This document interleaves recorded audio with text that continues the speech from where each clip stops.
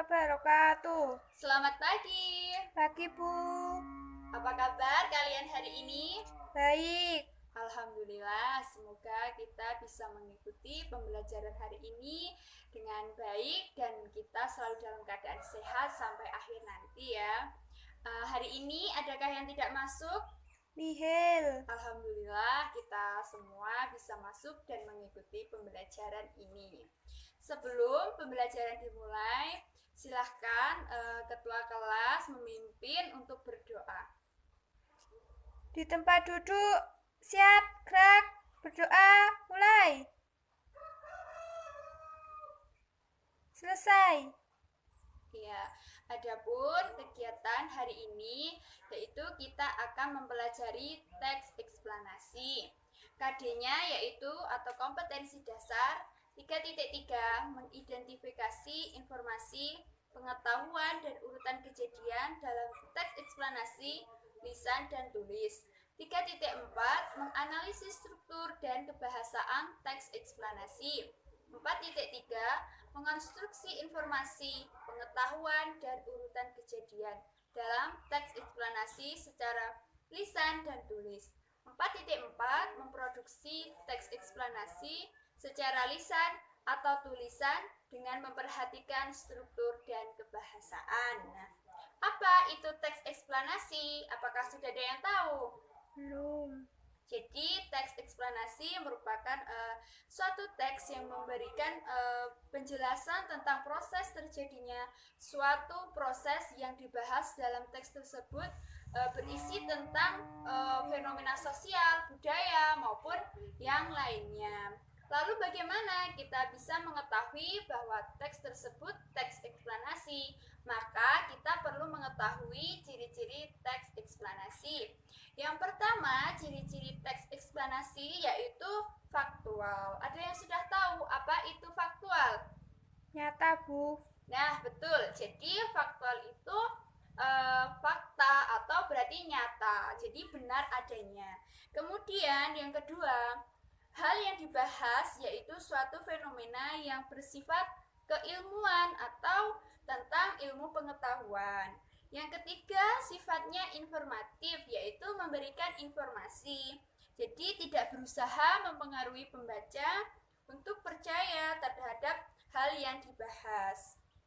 Yang keempat, menggunakan kata penanda urutan. Yang kelima, fokus pada hal umum atau generik, bukan partisipan manusia. Contohnya itu fenomena tsunami, banjir, gempa bumi, hujan, dan yang lainnya. Dan kita selanjutnya mempelajari struktur teks eksplanasi. Jadi di dalam teks eksplanasi itu terdapat strukturnya. Yang pertama adalah pernyataan umum, yang kemudian ada urutan sebab akibat, dan yang ketiga ada interpretasi. Nah, pernyataan umum. Apa itu pernyataan umum? Jadi di bagian pernyataan umum, sebuah teks eksplanasi menjelaskan tentang gambaran umum fenomena atau peristiwa alam yang akan dibahas. Poinnya bisa mengangkat tentang proses bagaimana fenomena tersebut bisa terjadi. Nah, kemudian yang kedua, urutan sebab akibat. Jadi setelah mengetahui tentang gambaran umum, tentang fenomena yang akan dibahas, pada bagian ini penjelasan tentang penyebab dan akibat yang ditimbulkan dari peristiwa tersebut. Dan yang ketiga adalah interpretasi, bahwa di sini interpretasi dapat dikatakan sebagai penarikan kesimpulan. Jadi kalian bisa memberikan tanggapan atau pernyataan terkait fenomena yang diangkat dalam teks. Kemudian ada kaidah kebahasaan teks eksplanasi. Nah, apa itu? Jadi kita menyusun teks eksplanasi itu perlu memperhatikan kaidah kebahasaannya. Di antaranya, kita menggunakan kalimat pasif, kemudian menggunakan konjungsi kasual dan waktu. Apa itu kasual? Sudah ada yang tahu? Jadi, konjungsi kasual suatu konjungsi yang menghubungkan dua kata, frasa, klausa, atau kalimat yang bersifat memberi sebab. Konjungsi menggunakan kata jika, kalau, karena, sebab, dan yang lainnya. Kemudian kita dalam teks tersebut terdapat istilah ilmiah. Kemudian menggunakan kata kerja material dan rasional. Dan yang terakhir bersifat informatif. Nah, itu tadi pembelajaran kita mengenai teks eksplanasi. Sebelum pembelajaran diakhiri, adakah yang ingin menyampaikan pendapat, ulasan, ataupun tentang ringkasan? Ya, silahkan Clara. Teks eksplanasi adalah teks yang berisi tentang pembahasan suatu proses terjadinya peristiwa atau fenomena alam, sosial, dan budaya. Iya, ada yang lain? Tidak, Ya, Bu. cukup ya. Ya, Paham?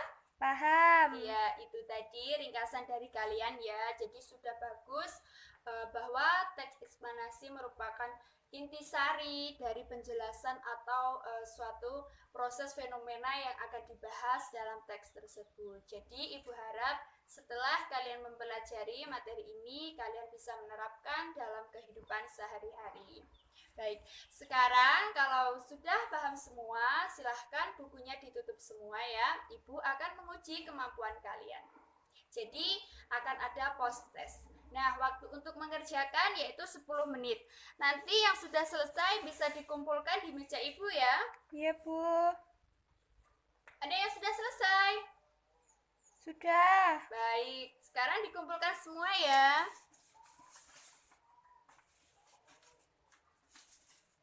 Nah, jangan lupa untuk tetap belajar untuk materi selanjutnya di minggu depan.